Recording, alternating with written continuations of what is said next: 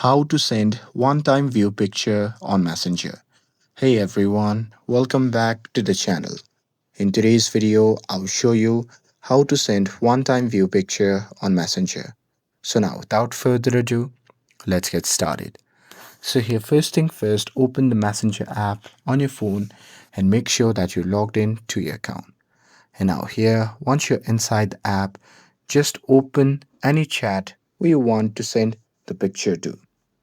And now here, once you're inside the chat, just tap on the camera icon shown in the bottom left side of the screen. And now here, once you do that, it will open the camera section.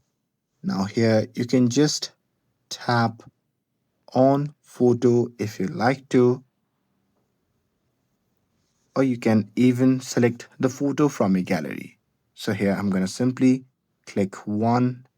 And now here, once you have selected or clicked the photo, at the bottom left side there you'll see the off option. So here just tap on the timer off option, and once you do that you'll see the view once option in there.